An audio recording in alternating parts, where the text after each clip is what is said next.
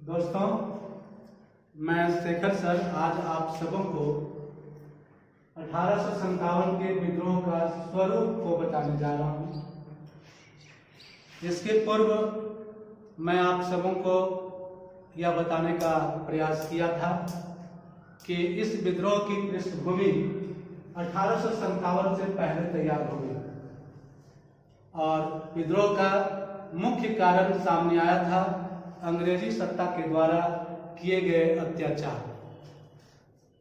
जब भारत में 1857 में विद्रोह शुरू हुआ, धीरे धीरे यह एक विशाल रूप ले लिया। धीरे धीरे भारत के विभिन्न भागों में यह फैल गया और इस विद्रोह को जन समर्थन मिलना शुरू हो गया। भले ही इस विद्रोह में पूर्ण जन समर्थन नहीं मिला, जिसके आधार पर विद्वानों में इसके स्वरूप के मुद्दों पर एकता का अभाव है।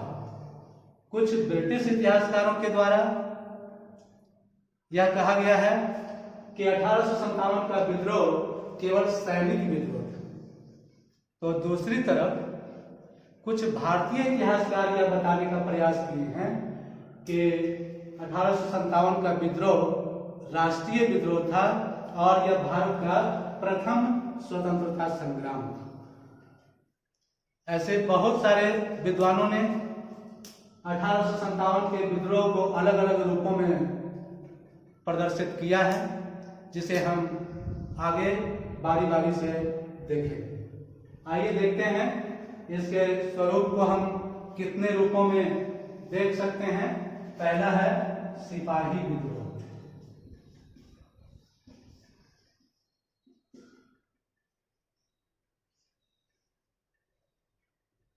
सर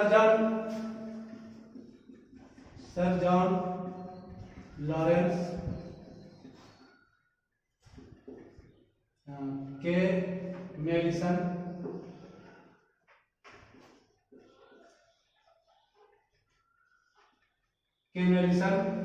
और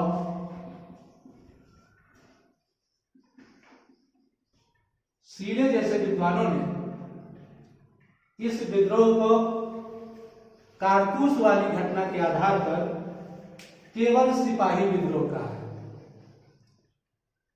इनके विचारों का समर्थन कुछ भारतीय विद्वान भी किए हैं, जिनका नाम है मुंशी जीवनलाल और सर सैयद अहमद खान। इनका भी मानना है कि 1857 का विद्रोह केवल सैनिक विद्रोह था, लेकिन जैसे ही सैनिकों के द्वारा 1857 में विद्रोह शुरू हुआ, इस विद्रोह को जन समर्थन मिलना शुरू हो गया। यह विद्रोह धीरे धीरे भारत के बहुत सारे भागों में फैला।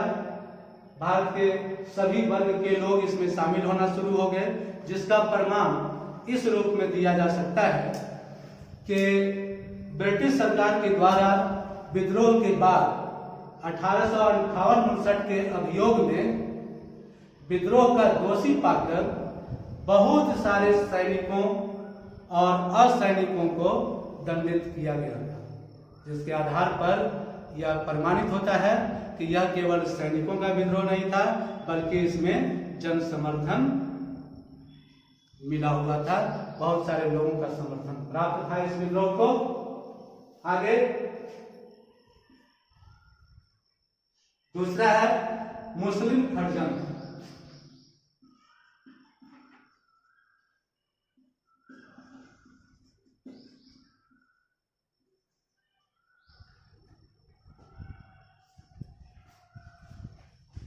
सर जेम्स आउटरम और डब्ल्यू टेलर जैसे विद्वानों ने इस विद्रोह को अर्थात 1857 के विद्रोह को केवल मुस्लिम षड्यंत्र के रूप में देखा। इनके अनुसार अंग्रेजों ने भारत में मुस्लिमों से सत्ता छीनी थी और सत्ता कायम कर पूरे भारत पर अत्याचार करने का काम किया था, जिसमें हिंदू भी नाराज थे। मुस्लिम लोग नाराज हिंदुओं का साथ लेकर इस विद्रोह को आगे शुरू किया था, बढ़ाया था, ताकि मुस्लिम लोग फिर से अंग्रेजों से सत्ता छीनकर अपनी सत्ता कायम कर सके, जिसका समर्थन भारत के विद्वान सर सैयद अहमद खान ने भी किया। लेकिन हम इस आधार पर यह नहीं कह सकते कि यह एक मुस्लिम षड्यंत्र था, क्योंकि अगर विद्रोह सफल भी हो जाता तो इसका कोई प्रमाण नहीं है, इसकी कोई गारंटी नहीं है कि हिंदू सत्ता के लिए अपना एप्लीकेशन नहीं देता और मुस्लिम को ही छोड़ देता कि जाओ तुम फिर से राजा बन जाओ। इस आधार पर हम ये नहीं कह सकते कि यह केवल मुस्लिम षड्यंत्र था। तीसरा, सामंत शाही विद्रोह।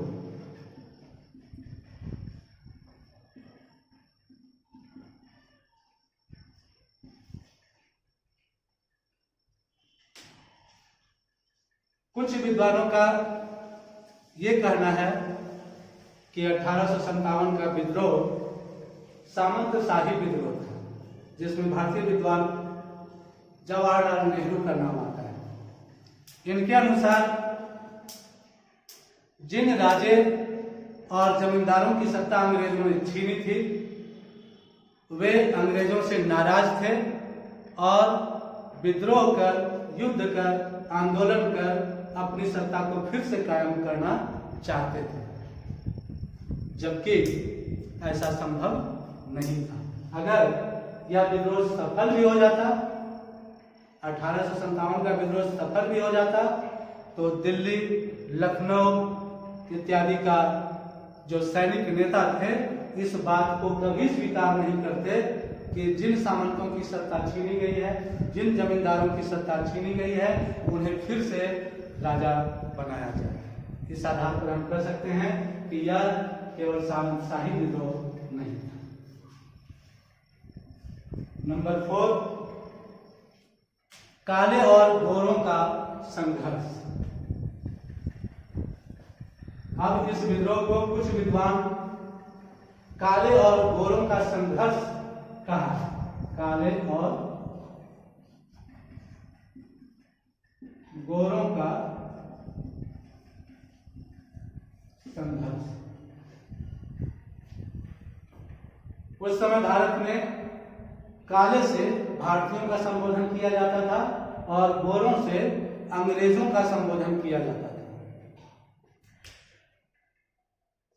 गोरे लोगों में एकता का भाव था, लेकिन काले लोगों में एकता का अभाव था, क्योंकि गोरे के कैंपों में, अर्थात अंग्रेजों के कैंपों में, अंग्रेजी सत्ता के कैंपों में जितने सैनिक थे उसमें अधिकांश काले लोग, भारतीय लोग, और उन्हीं के बल गोरे लोग इस विद्रोह को दबा पाए थे। इस विद्रोह को असफल करने में उन्हें सफलता मिली थी। अतः इस आधार पर यह कहना उचित नहीं होगा कि यह काले और गोरों का संघर्ष था। अब हम इसके अगले स्वरूप को देखने का प्रयास करते हैं, सभ्यता और बर्बरता के बीच युद्ध। सभ्यता और बर्बरता के बीच युद्ध। टी.आर. होम्स जैसे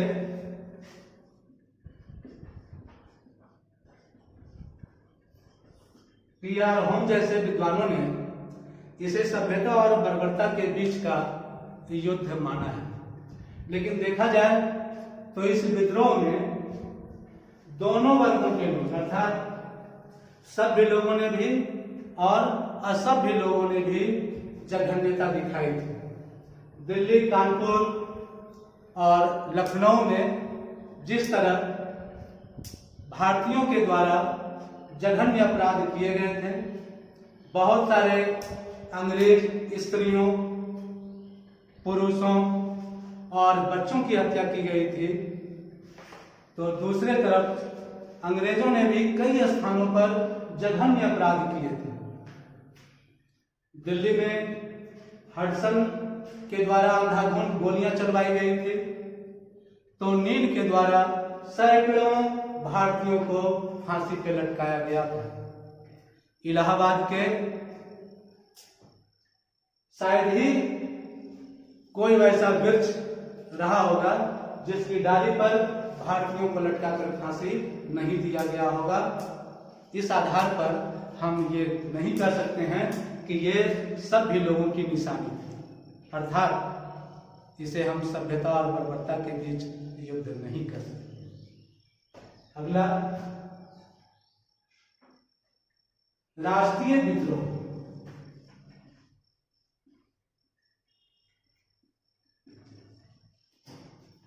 या भारत का प्रथम स्वतंत्रता संग्राम। डिज़रायली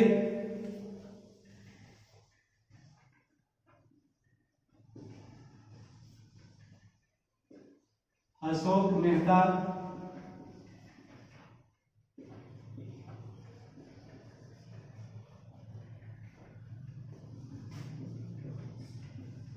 सावरकर जैसे विद्वानों ने 1857 के विद्रोह को भारत का प्रथम स्वतंत्रता संग्राम या राष्ट्रीय विद्रोह के रूप में देखने का प्रयास किए हैं और कहा है कि यह सचमुच भारत का राष्ट्रीय विद्रोह था। इनके अनुसार यह एक सुनियोजित घटना थी, क्योंकि इसमें भारत के सभी वर्ग के लोग शामिल थे और अंग्रेजी सत्ता से भारत के लोग सभी लोग त्रस्त हुए थे। जैसे भारतीय व्यापारियों और कारीगरों का रोजगार चला गया था, बहुत सारे सामंतों और जमींदारों की सत्ता चली गई थी, किसानों को बहुत सारा टैक्स देना पड़ रहा था, मजदूरों का आर्थिक शोषण हो रहा था। अंग्रेजी सत्ता में काम करने वाले जो भारतीय सैनिक थे, उन्हें नई कारतूस नीति से असंतोष था, उन्हें कम वेतन मिलता था और बहादुरी दिखाने पर भी वीरता नहीं दी जाती थी, किसी तरह का कोई पुरस्कार नहीं मिलता था और उनकी प्रोन्नति भी नहीं दी जाती थी, जिस कारण सैनिक भी असंतुष्ट थे। अर्थात हम कह सकते हैं कि यह विद्रोह भारतीयों में असंतोष था, जिसके परिणाम हुआ था और इस विद्रोह में सभी असंतुष्ट भारतीय शामिल थे। इस आधार पर हम कह सकते हैं कि यह विद्रोह राष्ट्रीय विद्रोह था और भारत का प्रथम स्वतंत्रता संग्राम था। थैंक्स।